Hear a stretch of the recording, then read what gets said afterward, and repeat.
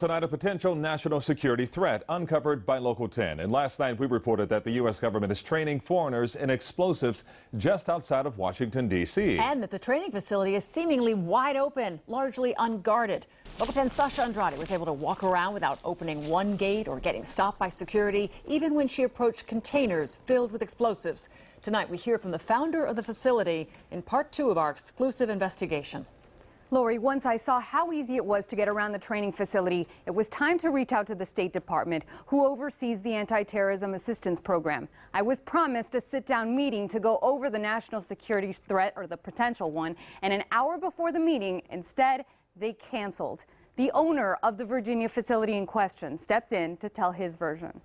After finding out that the U.S. government trains foreigners in weapons and explosives just outside of Washington, D.C., and after seeing that even a news crew can wander around this training facility undetected.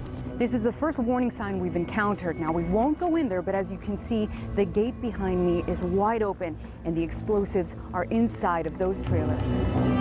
We had questions, a lot of them. Bill O'Gara is the founder of this place. It doesn't worry you that I was able to walk through that facility with a TV camera and nobody noticed and get right up to those explosives trailers with the door wide open. That doesn't concern you at all? Because you have to remember everything we've done is within a safety parameter. So those trailers themselves are double locked, they're alarmed. He says it doesn't matter how close anyone gets to the explosives because they're 100% secure inside these ATF qualified containers. Safety is what we do. The problem is, history proves otherwise at facilities not run by O'Gara. In 2013, 559 pounds of explosives were stolen from a federal ATF qualified storage unit in Billings, Montana. In 2011, something similar happened in Nebraska.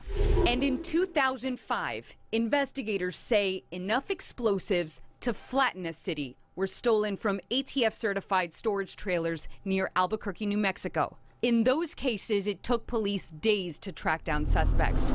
In this case, it would only take 2 hours to drive to the nation's capital. We do it in a very safe manner.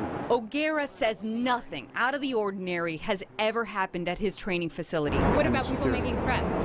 No, never had a threat. I asked him again. If someone came in and they were acting in a threatening manner, what would go? Sure, we have a standard operating procedure that would go into place, and we'd make sure that that threat was handled in the appropriate manner.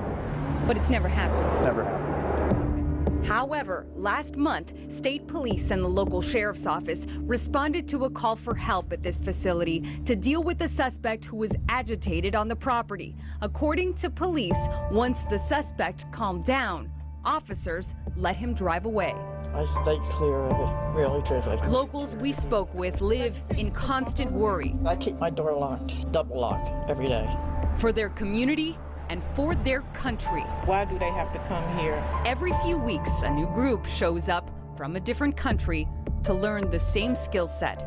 They're supposed to use it to fight terrorism, but people here say, what if the opposite happens? Today, I spoke with an ATF representative and with a retired member of the police bomb squad. They both confirmed that if you are trained to disable a bomb, you know enough to be able to build one. They say the knowledge goes hand in hand. We took our findings to Congress, to members who specifically oversee the ATA program. Take a look at Congresswoman Ileana Ros-Lehtinen reaction to our video. And this is you driving to the facility. Nobody's stopping you. You're going right in there. She's walking. The gate is open. This is the first warning. These aren't problems. These are potential terrorist threats a few miles from the Capitol.